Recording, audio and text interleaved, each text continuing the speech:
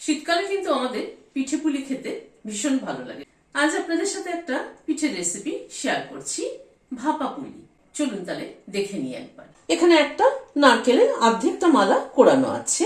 এখানে খেজুর গুড় নিয়েছি 2 টেবিল চামচ। গুড় দিয়ে নারকেলটাকে আগে পাক দিয়ে নেব। গ্যাসের ফ্লেমটাকে মিডিয়ামে রেখে প্রায় মিনিট 5 ধরে নারকেলের পুরটাকে নাড়াচাড়া করে নিলাম।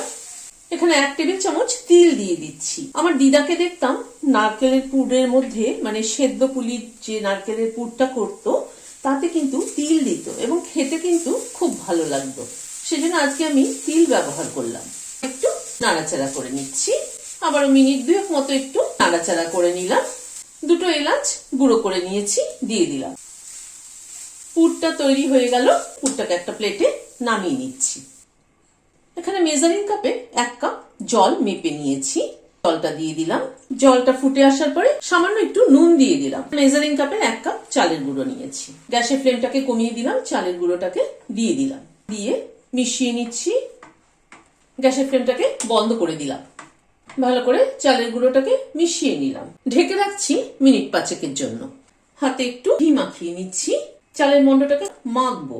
এই চালের গুঁড়োটা কিন্তু বাজারে যে কিনতে পাওয়া যায় চালের গুঁড়ো, সেই চালের গুঁড়োই, আতপ চালের গুঁড়ো এটা। ডোটাকে তৈরি করে নিলাম। এবার এটার থেকে খানিকটা করে মন্ড তুলে নিচ্ছি।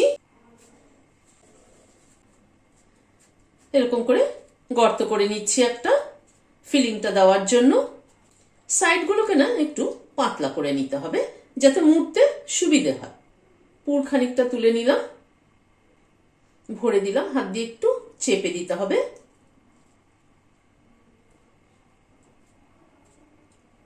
মুখটাকে বন্ধ করে দিচ্ছি।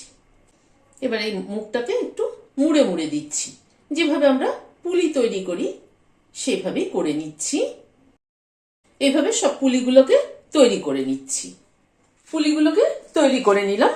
একটা কড়াইতে জল গরম হচ্ছে, একটা স্টিমার বসিয়েছি। এবার পুলিগুলোকে দিয়ে দিচ্ছি স্টিম হওয়ার জন্য। এবার ঢেকে দিচ্ছি। মিনিট 10 মতো স্টিম করে নেব। গ্যাসের ফ্লেমটাকে কিন্তু পুরো হাই করে দিয়ে মিনিট 10 স্টিম করেছি। ঢাকনাটা খুলে নিচ্ছি। গ্যাসের ফ্লেমটাকে বন্ধ করে দিলাম। একটা কাঠি ঢুকিয়ে দেখে নিচ্ছি স্টিম হলো কিনা ঠিকঠাক মতো। হ্যাঁ, একদম ঠিকঠাক মতো স্টিম হয়েছে। কাঠি একদম ক্লিন বেরিয়েছে। কিন্তু শীতকালে কিন্তু এরকম ভাপা পুলি ঝোলা গুড় দিয়ে খেতে কিন্তু দারুণ লাগে। ভিডিওটা যদি ভালো লেগে থাকে তাহলে একটা লাইক এবং সাবস্ক্রাইব করার অনুরোধ রইল। আজ তাহলে এখানে শেষ করছি। নমস্কার।